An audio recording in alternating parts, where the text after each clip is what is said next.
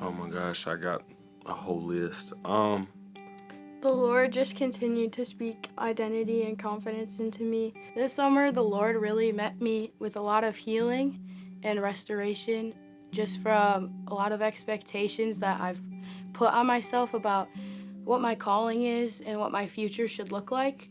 I received my prayer language. One of the biggest things the Lord did in me this summer was just showing me that worship is more than a lifestyle. The depth that He was able to show me through all of that was just so much better than I could have imagined.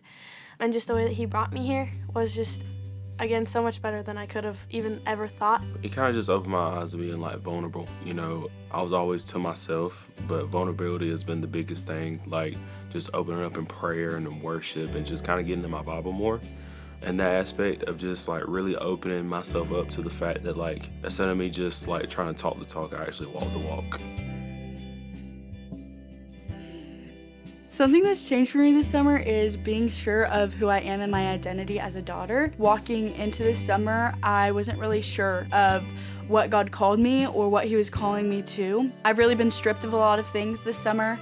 I've been able to walk fully in my calling without being burdened for others' validations or for need from other people to be secure in what I'm doing or what God's calling me to do. I used to think worship was just being on the stage, singing a couple songs, looking like a rock star, and then getting off stage.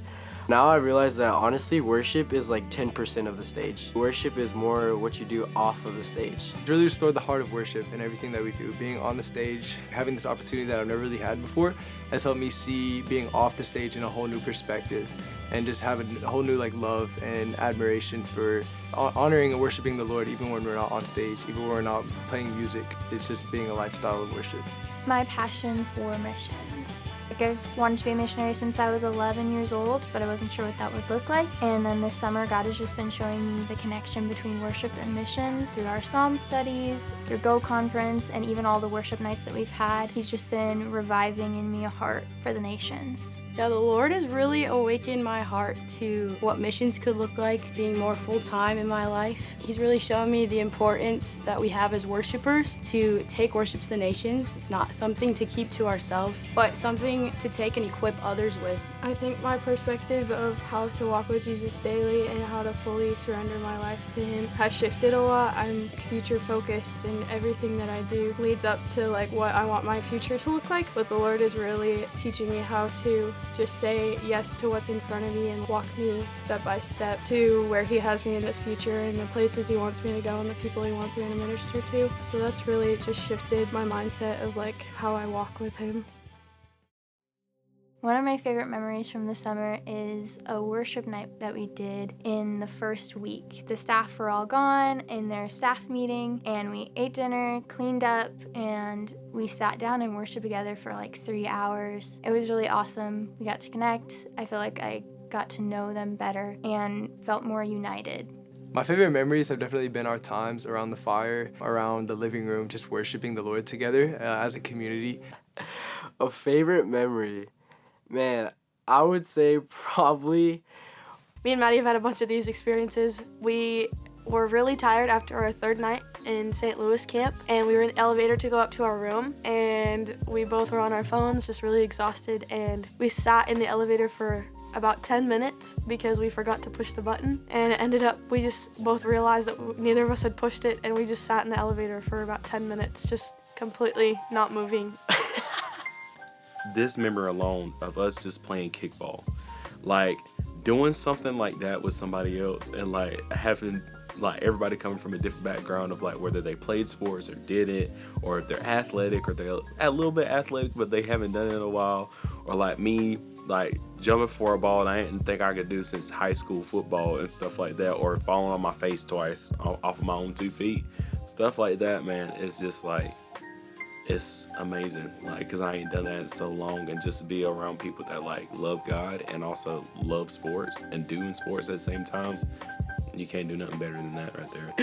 When Mr. Gator, aka Ben Beverly, we randomly stumbled upon a rodeo, I don't know how. 5 minutes later, somehow Ben Beverly is in a hot dog eating contest. Come on, Gator! Gator Club!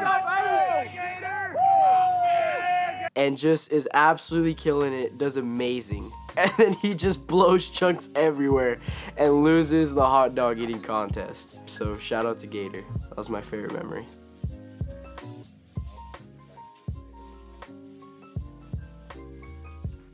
The residents will get this. Shalba.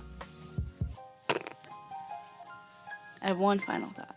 Yeah, I think this summer has really allowed me to see instruments more as musical tools rather than musical hobbies. And I think it's been something that has allowed me to be open to more opportunities in how the Lord wants to use not only my voice, but maybe even the guitar or the piano or the bass or the electric guitar to bring glory to Him and His name because they all go together in His one musical song for His glory.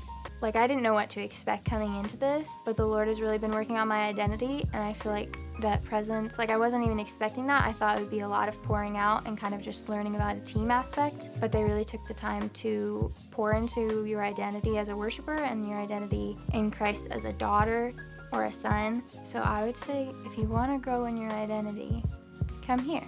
It's pretty cool. The one thing I would say is, like, you're gonna get musically and faithfully stretched, but in a good way. If you plan to come here, it's definitely gonna be life-changing. You're not gonna go home like the same person. Shout out to the whole Presence Worship, like just this whole ministry. I didn't think this was possible. I didn't even think me being able to play the drums on like different worship teams and just in different churches alone was even a thing. But like, I got the opportunity to meet people that I didn't even know I could meet, or like didn't even know existed. To be honest with you, like I didn't even know there was a Jake and Micah, like until I read up on them and like Ben told me about them, and then just coming up here and seeing it for myself, like everything is like exactly who they are. Like it's not fake, it's not phony, it's like real. Everything is authentic. Like they have real life struggles too. They struggle, but then the next day they're up praising the Lord, like that next morning. So like shout out to everybody that came, and shout out to the people that like pressed into me and like got me to this point, and that's it.